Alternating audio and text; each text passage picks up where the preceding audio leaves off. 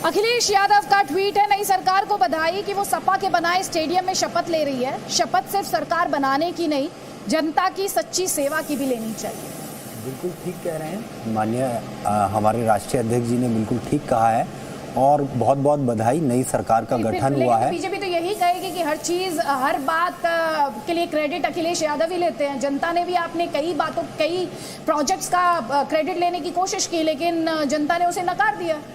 देखिए, मैं केवल इतना कहना चाहूँगा कि नई सरकार का गठन हुआ है, बहुत बहुत बधाई है। पर इसमें कुछ कमी ये रही है कि जो भारतीय जनता पार्टी और मायावती जी की बीएसपी की जो डील हुई थी, ओवैसी साहब की डील हुई थी, तो मुझे लगता है कि माननीय प्रधानमंत्री जी को और योगी जी को उनका धन्यवाद करना चाहिए। मतलब आप किस किस के बीच करार की बात कर रहे हैं? आप मायावती का भी नाम ले रहे हैं, आप असदुद्दीन, मैं दूंगी नुपुर शर्मा, प्लीज मैं आपको दूंगी। आप पहले डिसाइड करें कि असदुद्दीन ओवैसी के साथ बीजेपी ने डील की, आप ये डिसाइड करें कि मायावती के साथ बीजेपी ने डील की। बीजेपी ने किसके साथ डील?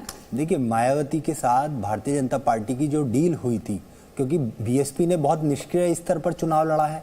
ओवैसी साहब ने एक माइनॉरिटी का वोट बैंक काटने के लिए उत्तर प्रदेश में काफी मेहनत करी और इन सब चीजों का एक तरफा भारतीय जनता पार्टी को लाभ हुआ है।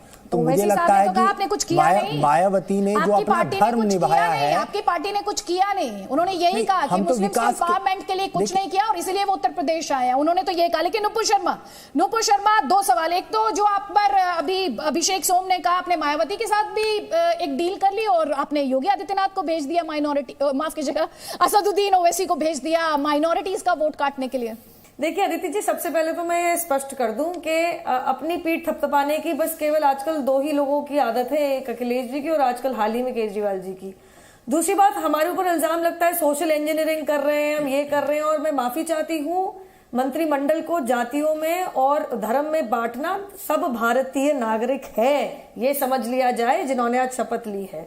अब देखिए, ब्लेटेंट फॉर्मूले किसने दिए? बीएमडब्ल्यू और एमवाई के, जो ब्लेटेंटली मुस्लिम और यादव का एक गठजोड़ करके चुनाव में उतरना चाह रहे थे, साथ में जाट भी ले लिए थे और सीधा मैदान में उतरे कि बस ये तीन वर्ग से हमें मतलब है और जैसे बाकी कोई उत्तर प्रदेश में रहता नहीं और मतदान देता नहीं है। ये वाला प्रश्न जो सोशल इंजीनियरिंग, मैं तो कहूंगी ब्लेटेंट डिवाइसिव पॉलिटिक्स है, तो उनसे पूछना चाहिए।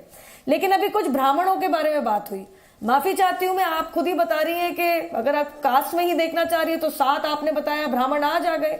और एक फेमस चीज है कि पुरानी योगी 1.2 सरकार, जो पहली सरकार थी, उसमें उनके जो 3 सबसे पावरफुल ब्यूरोक्रेट थे वो ब्राह्मण जाति से आते थे, उनके मीडिया एडवाइजर भी ब्राह्मण जाति से आते थे, उनके फाइनेंस सेक्रेटरी भी ब्राह्मण जाति से आते थे। अगर जातियों में ही बात करनी है, और 7 मंत्री भी ब्राह्मण थे, तो ये एक चश्मे से देखना।